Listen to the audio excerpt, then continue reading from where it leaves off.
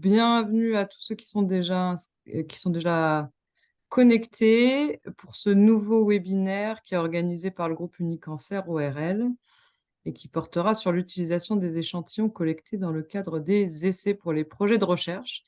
Et je suis sûre que vous avez plein de questions à ce propos pour Hélène. Et donc, c'est Hélène Van Obergen qui nous fait l'honneur de nous faire ce webinaire. Alors, Hélène, elle est directrice de recherche, tu me corriges si je dis des bêtises, à l'Institut de biologie Valrose de Nice. Et elle est également coprésidente du Steering Committee Translat du groupe ORL.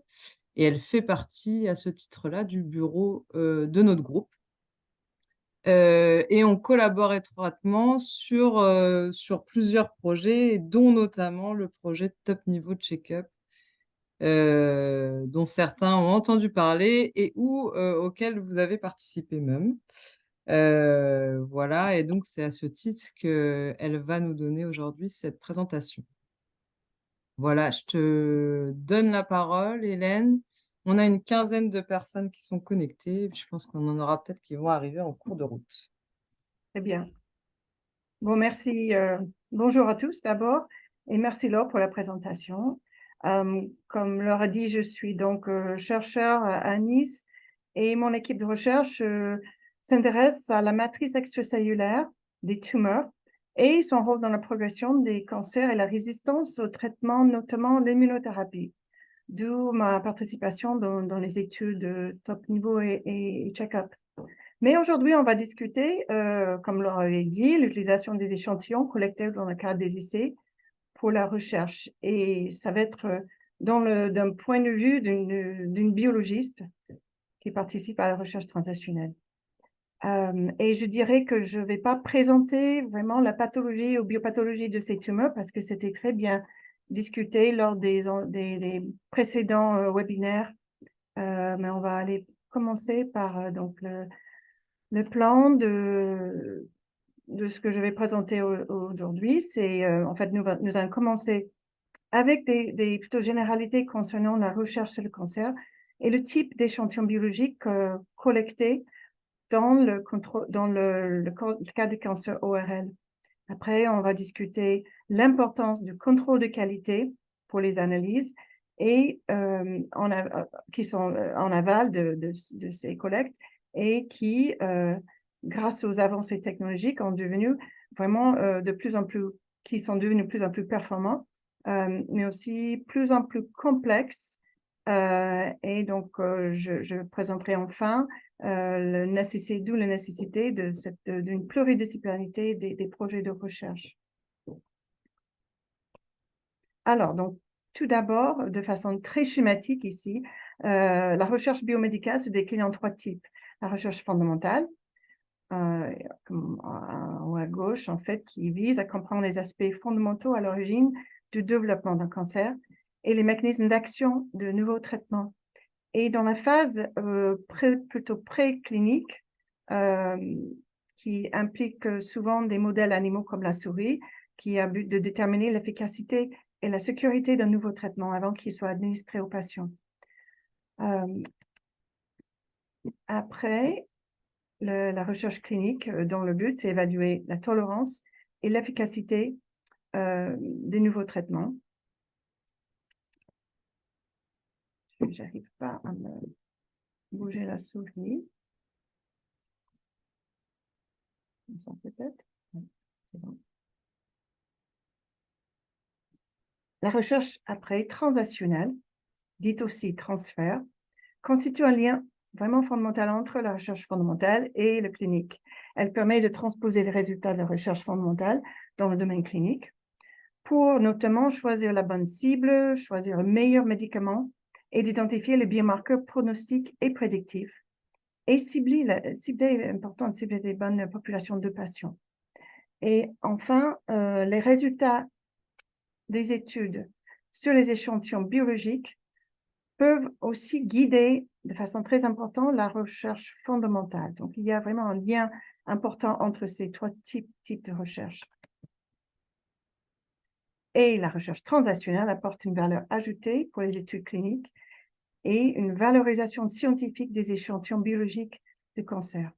Donc, sur la prochaine diapositive, je vais lister quelques exemples de projets de recherche sur le cancer qui sont menés à l'aide des échantillons biologiques et qui sont publiés récemment dans les meilleurs journaux scientifiques. Alors, n'ayez pas peur, en fait, il s'agit d'une liste d'articles qui sont postés sur la veille bibliographique le bulletin hebdomadaire de INCA, qui s'appelle Note Bene Cancer. Et en fait, il s'agit de 5 articles sur la liste au hasard du 1er août sur les articles par hasard, par exemple Nature Cancer, Nature et Gut sont déjà publiés. Mais ce que je veux signaler, c'est vraiment en rouge. Il faut regarder ce qui est en rouge.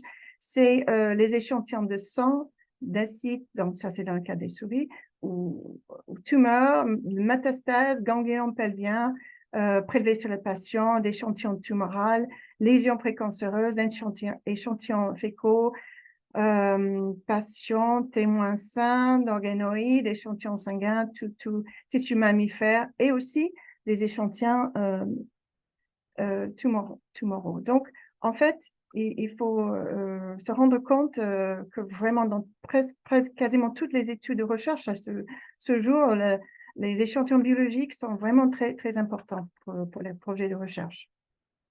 Et comme vous voyez sur ce schéma que j'ai pris sur le site web de l'Unicancer, l'Unicancer ouvre ses données et ses échantillons à la recherche.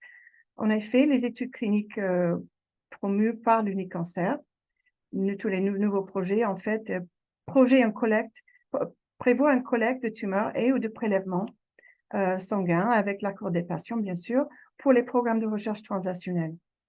Et en fait, comme Laure avait mentionné, en fait, elle a fait référence au comité de pilotage, steering committee transactionnel.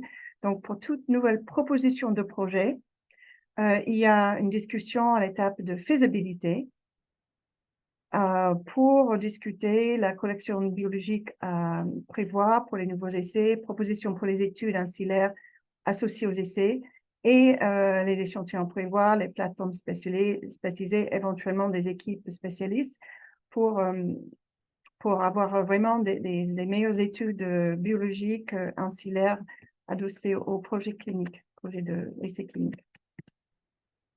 Alors, le parcours des échantillons biologiques, vous connaissez mieux que moi, en fait, des échantillons qui sont collectés dans les centres, stockés et gérés dans les centres de ressources biologiques, ou CRB, soit local, soit des centres coordinateurs quand il s'agit d'études multicentriques, ou à l'Unicancer, qui a son propre biobanque, qui est situé à Lyon, pour les projets de recherche. Et en fait, les projets de recherche, actuellement, il y a un grand nombre qui se concentrent sur les domaines génomiques, épigénomiques, transcriptomiques, protéomiques, métabolomiques, patomiques, etc., qu'on va discuter un peu plus en détail après. Mais donc, dans le cas des cancers ORL, quels sont les types d'échantillons qui sont souvent collectés? Donc, il s'agit de soit les biopsies liquides, soit des échantillons tissulaires. OK, donc on va discuter chaque type d'échantillon. D'abord, pour les biopsies liquides, le sang total ou le salive sont souvent demandés pour les projets. Et les cellules, on peut isoler en fait les cellules tumorales circulantes de sang non coagulé, sang total non coagulé, ainsi que les cellules non malignes, les cellules monocytaires de sang périphérique, des leucocytes et plaquettes. Et en fait, dans les liquides plasma, donc c'est le sang séparé des cellules ou salive, on peut aussi demander des fois pour les projets l'ADN libre circulant provenant des tumeurs, ARN de différents types. On peut aussi extraire les protéines telles que les cytokines, les kinokines, facteurs de croissance, etc., les métabolites et même les vésicules extracellulaires ou ce qu'on appelle les exosomes. Donc, pour donner un exemple, dans les biopsies liquides, dans les cancers ORL, en fait, chez les patients atteints d'un carcinome ORL, l'ADN libre circulant provenant des tumeurs qu'on appelle en fait circulating tumor DNA ou ctDNA, ça fait partie des biomarqueurs liquides les plus prometteurs pour surveiller l'évolution de la maladie ou identifier les patients présentant un risque élevé de récidive, par exemple après traitement. Dans le cas des carcinomes associés au HPV, au Human Papillomavirus, à haut risque, comme le HPV-16, les séquences d'ADN de virus sont en fait intégrées, vous voyez, l'ADN, les séquences de virus sont intégrées dans le génome des cellules tumorales. Dès lors, le suivi de CT-HPV-DNA présente un intérêt particulier, mais nécessite des méthodes de détection très sensibles. Il est déjà en diagnostic pour les carcinomes gynécologiques, et il y en a, je pense, aussi, et c'est en développement pour les carcinomes ORL. Donc, il y a beaucoup d'activités de recherche autour de cette thématique, les tumeurs HPV et la détection des tumeurs par l'analyse de l'ADN circulant. Après, dans le cas des tumeurs, les carcinomes HPV négatifs, le circulating tumor DNA permet aussi la détection d'autres altérations de l'ADN au niveau des cellules tumorales, telles que les mutations somatiques, nombre de copies, les translocations et les méthylations d'ADN. Maintenant, à partir des échantillons de tissus, par exemple de tissus frais, on peut isoler des cellules après dissociation enzymatique.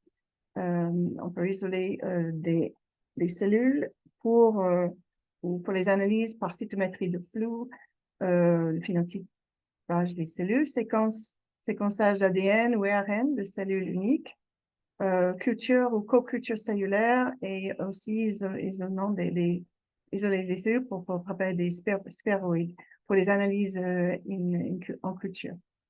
Après, pour les tissus frais, on peut aussi exciser ou prendre des fragments tissulaires pour faire des tumoroïdes ou des xénogreffes de patients chez la souris.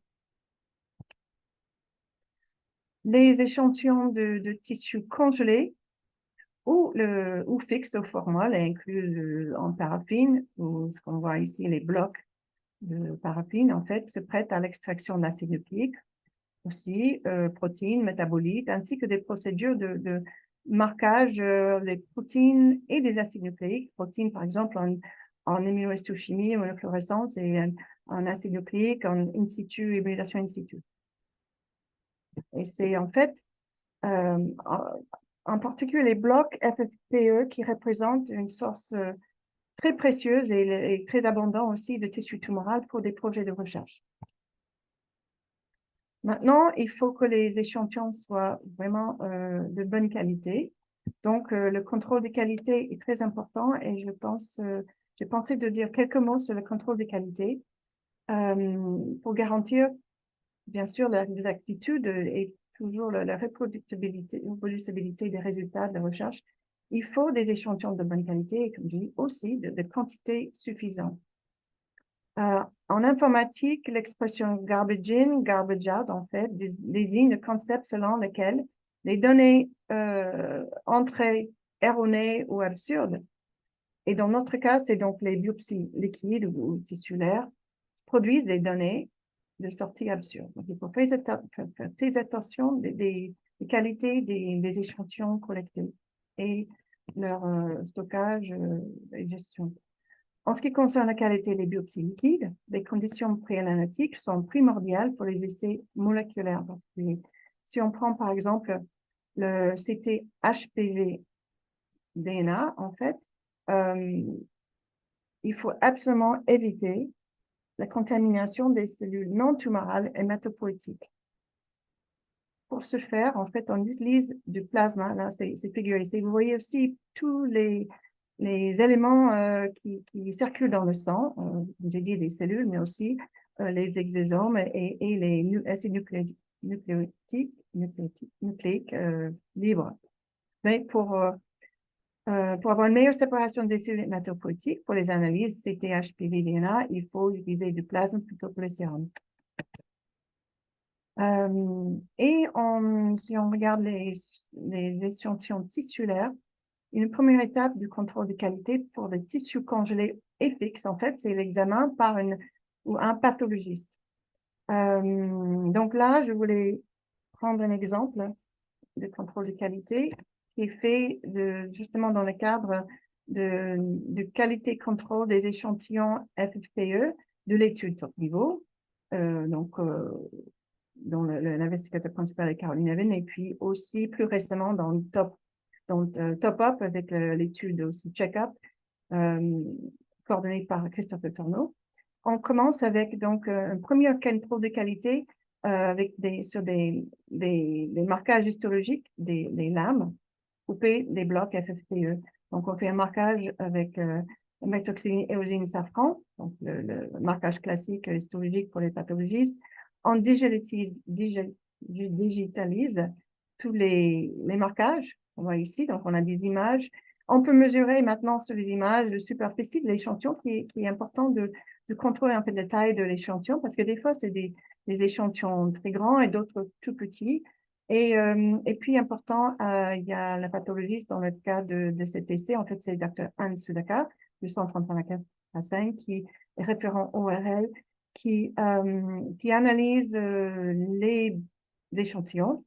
Elle, par annotation, elle marque les régions tumorales et elle détermine le nombre de cellules tumorales présentes dans l'échantillon, ce qui est important pour les analyses moléculaires après. Voici un exemple d'un échantillon en fait contributif, donc qui peut rentrer dans l'étude. C'est une taille qui est une taille assez grande, 140 mm². Et puis, si on voit en bas la lame annotée, il y a une grande zone tumorale avec 80% de cellules tumorales. Donc, c'est très bien pour la biologie moléculaire.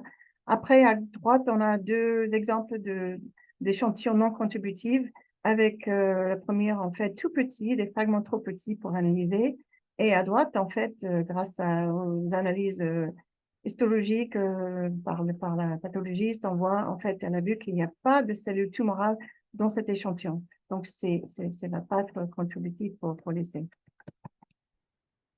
Maintenant, en fait, on n'a pas seulement besoin d'un bloc, un échantillon qui est contributif, qui est grand, qui a un certain nombre de cellules tumorales, mais aussi, il faut noter que il y a plein d'étapes pré-analytiques qui sont importants, le stockage, le durée depuis le mise en bloc et l'utilisation, etc., qui sont nécessaires à contrôler pour être apte à subir les analyses de séquençage, le Next Generation Sequencing, qui peut être à l'échelle de populations cellulaires, ce qu'on appelle bulk, ou sur les cellules uniques, single cell. Et toutes ces analyses, donc dans le cadre des études génomiques, transcriptomiques et épigénétiques, ou épigénomiques, sont importantes. Mais tout ça, ça peut être donc réalisé, toutes ces études peuvent être réalisées sur les blocs de tissus en paraffine. Mais attention, en fait, il faut noter que l'extraction de l'ADN ou l'ARN de quantités amplifiables à partir de tissus fixes, c'est une tâche difficile qui est donc réalisée dans les plateformes, donc les centres de ressources biologiques. La fixation peut entraîner la fragmentation des acides nucléiques. Les conditions, comme j'ai dit, de durée de stockage des échantillons peuvent aussi altérer la qualité de l'ADN. Et la qualité minimale des acides la quantité minimale des acides nucléiques requise est variable en fonction du type d'analyse qu'on va réaliser sur l'échantillon.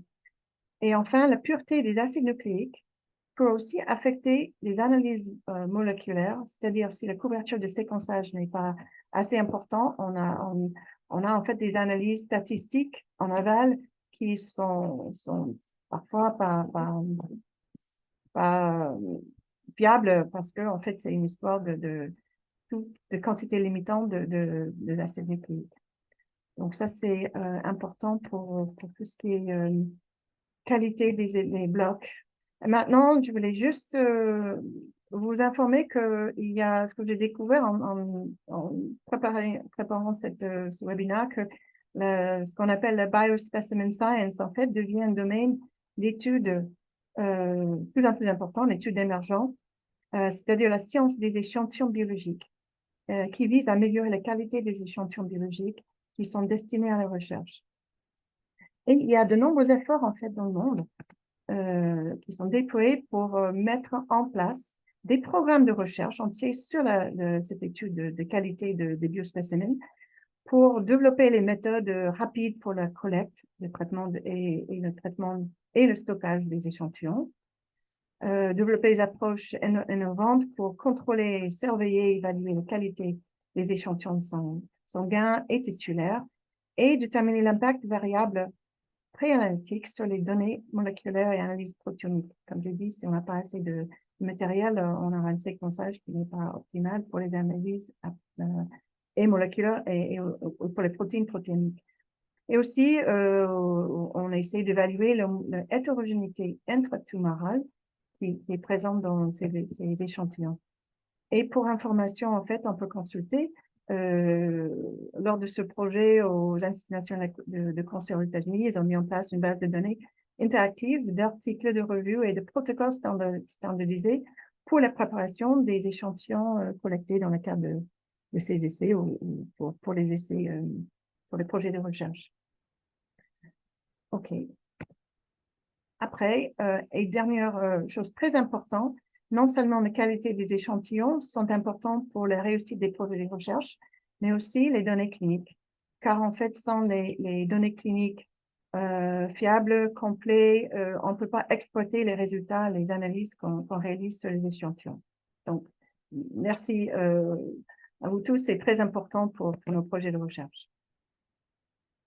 Donc, après, j'aimerais bien rapidement, hein, mais évoquer le sujet de Big Data, parce que ça prend de plus en plus d'importance, et la complexité des études qu'on réalise qui nécessitent de plus en plus les équipes pluridisciplinaires pour réaliser des projets.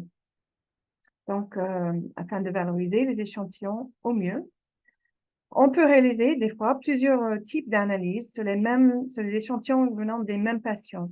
Donc, on peut, sur le même patient, avoir des analyses génomiques, whole exome sequencing, épigénomique, méthylation, méthylome, transcriptomique, etc., protéomique. Et en fait, on accumule donc on génère beaucoup de données à travers ces analyses. Et après, il faut donc confronter ces données biologiques assez différentes avec les données cliniques pour faire une analyse, on va dire souvent alimentée par l'intelligence artificielle pour des résultats cliniquement relevants pour la médecine personnalisée. Donc, je dirais en fait que cette intégration de données présente un grand défi et à ce jour, c'est un des plus grands, l'intégration de ces données, un des plus grands défis pour la recherche transactionnelle.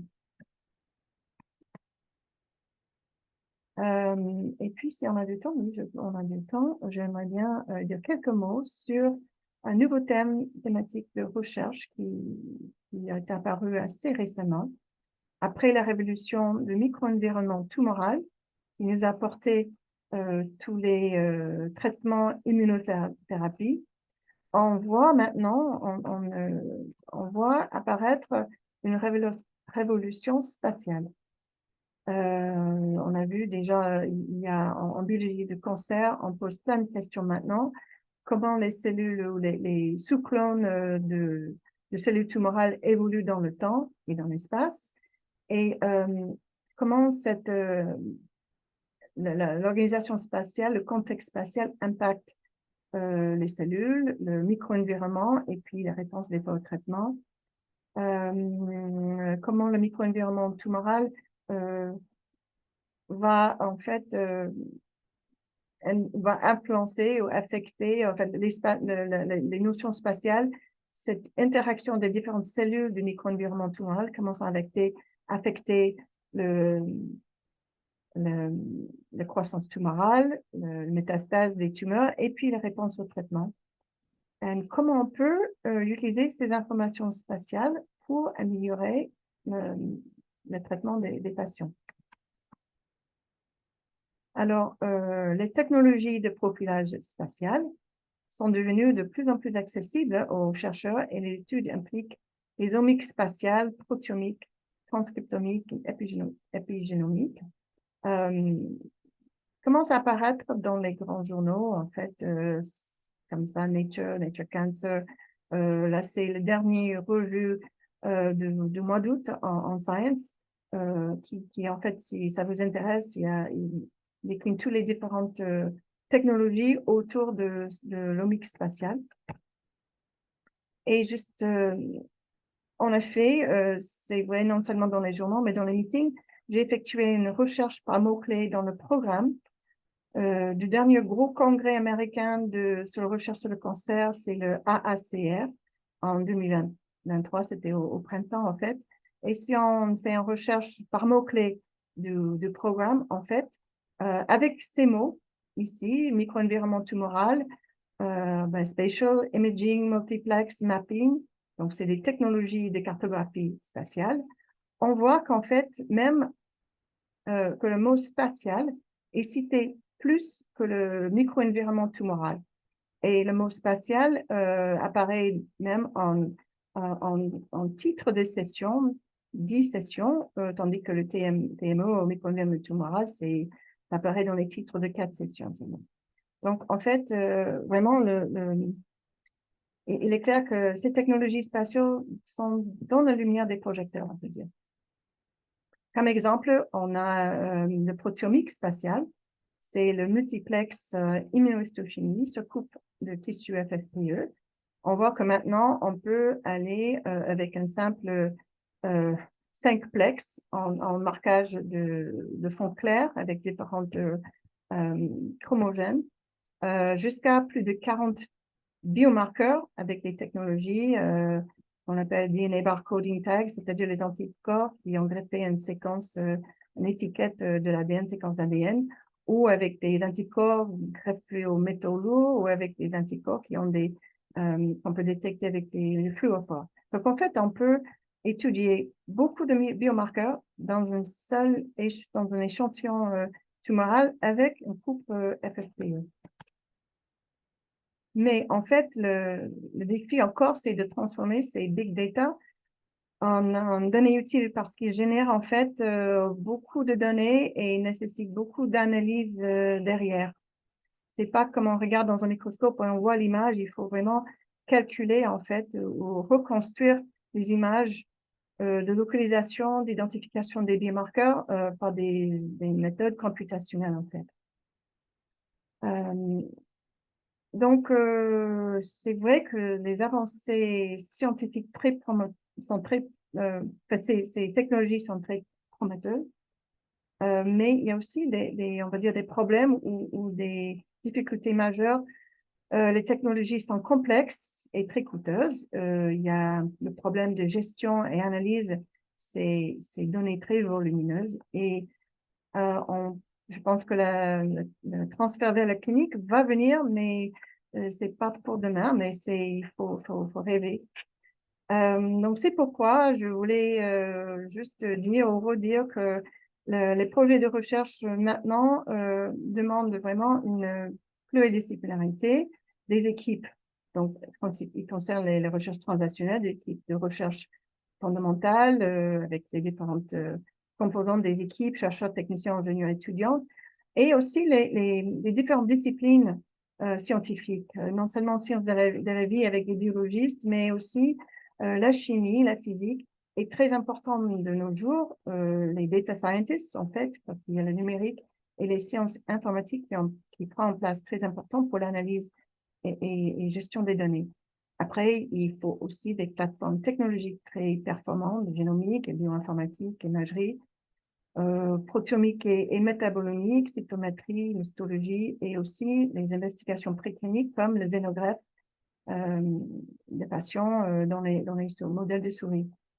Et évidemment, en fait, les équipes de recherche clinique avec tous les participants, et il me manque plusieurs, mais les investigateurs, les ARC, les IRC, les TRC, AMR, les chefs de projet, les biostatisticiens, en fait, et les centres de ressources biologiques jouent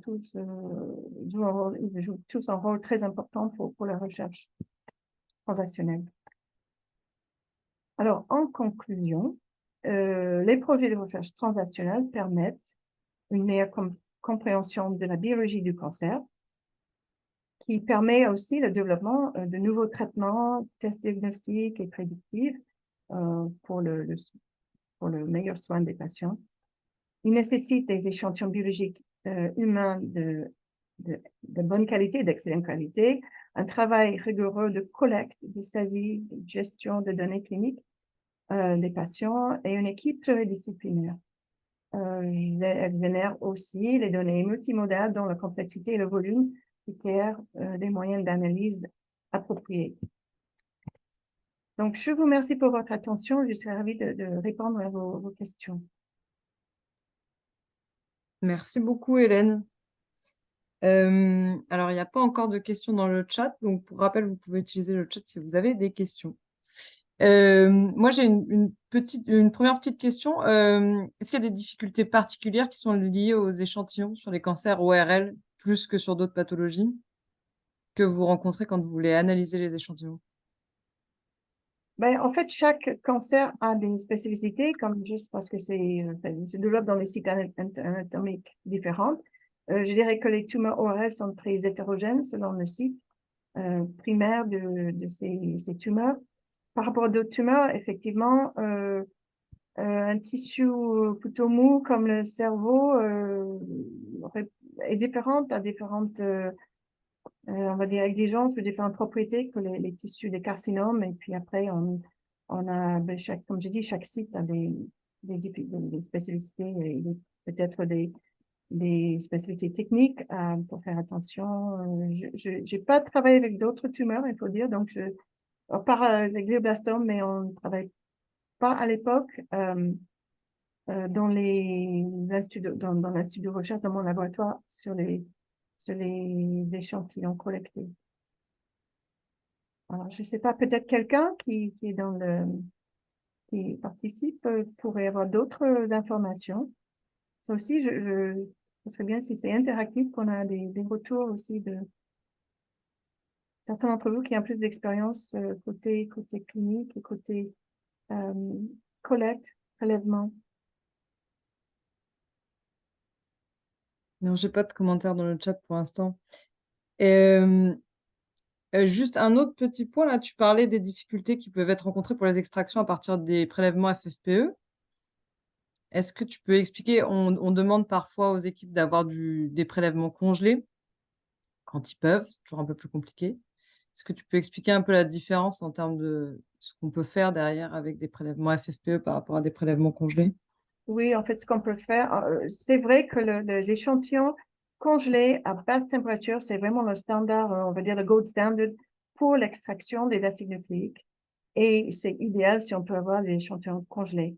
On va dire, sur les échantillons congelés, on a la possibilité de faire des analyses histologiques, mais c'est moins facile, c'est moins précis. C'est pas fait en routine, tandis que les FFPE, c'est vraiment fait en routine. Il y a les échantillons qui sont prélevés pour l'analyse diagnostique sur tous les patients, donc c'est accessible. Et puis,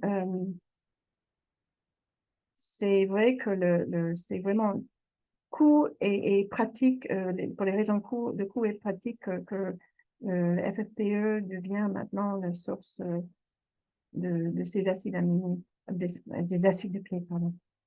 Mais c'est pas optimal et comme j'ai dit, j'ai commencé à fouiller un petit peu dans ces bases de données ou dans sur le Biospecimen Science de National Cancer Institute aux États-Unis. Et c'est vrai qu'il y a beaucoup d'études qui analysent chaque étape préanalytique de conservation de différents tampons qui peuvent améliorer en fait l'extraction des acides nucléiques pour les analyses derrière.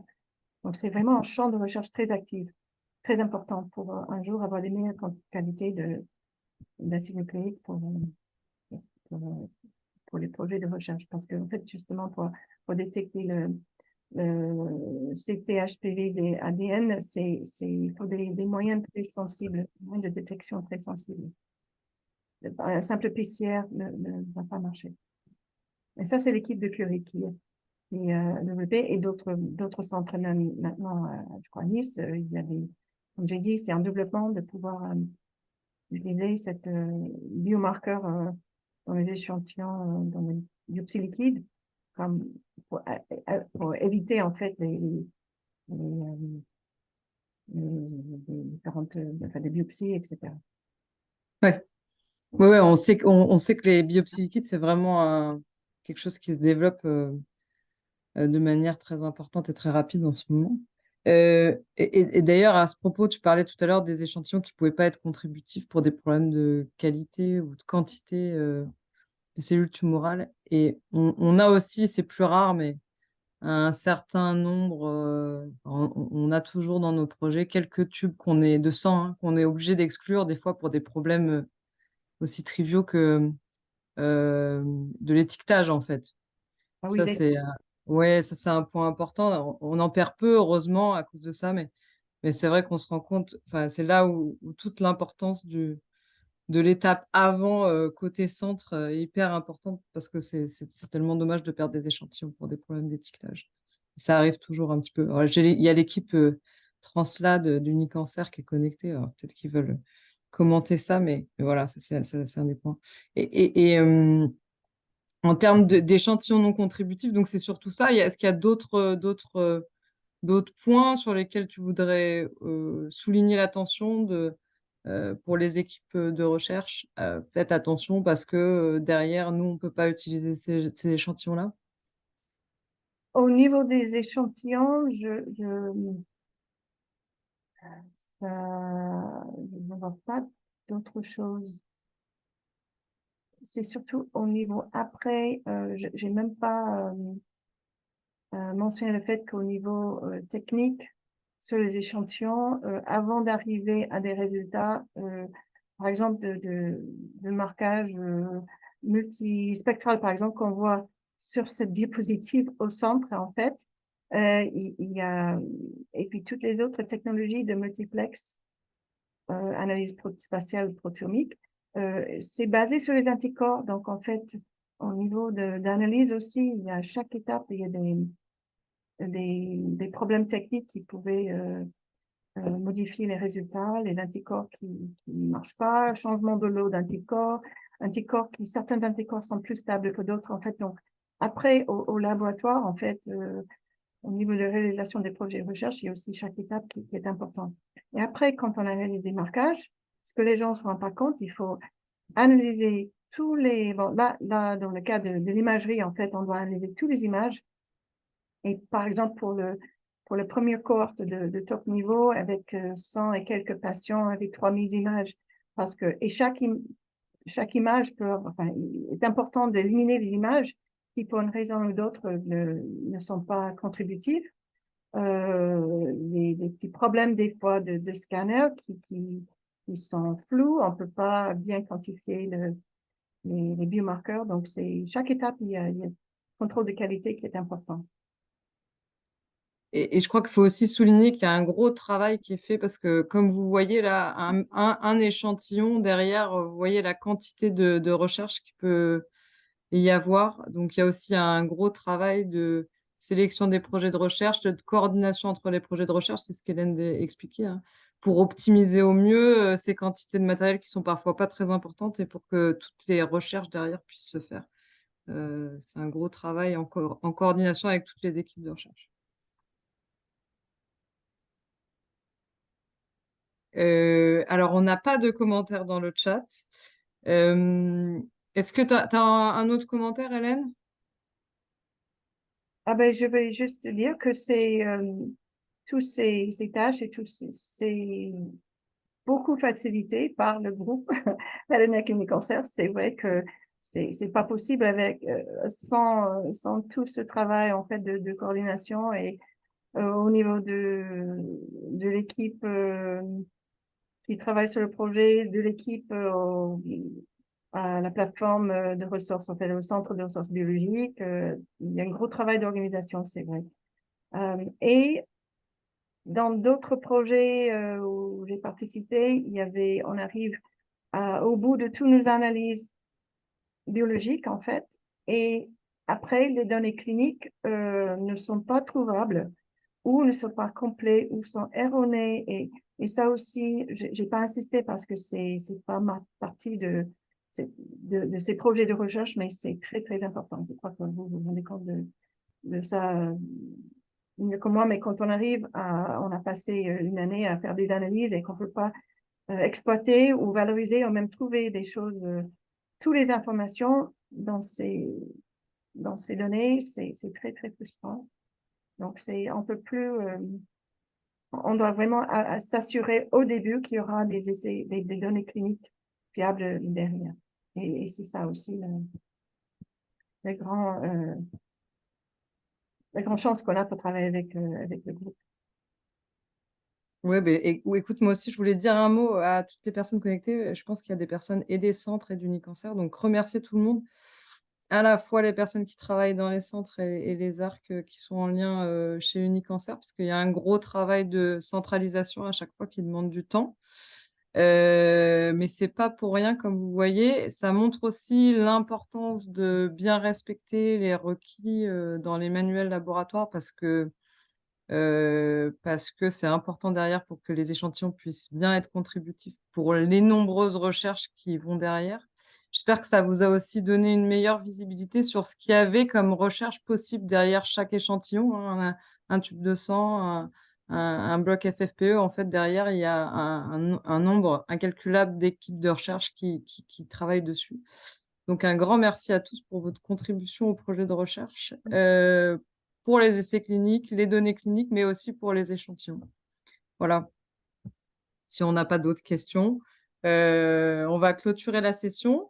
Si d'aventure vous aviez des questions qui vous venaient après la session, je vois que Hélène a laissé son email, donc n'hésitez pas à envoyer un email à Hélène et ou à moi ou Nourchad dont vous avez les contacts, et puis on transmettra la question à Hélène. N'hésitez vraiment pas, on est là pour ça. Merci à tous et Merci. merci beaucoup Hélène pour cette présentation très claire. Merci. Bon après-midi. Au revoir. Bon après-midi, au revoir.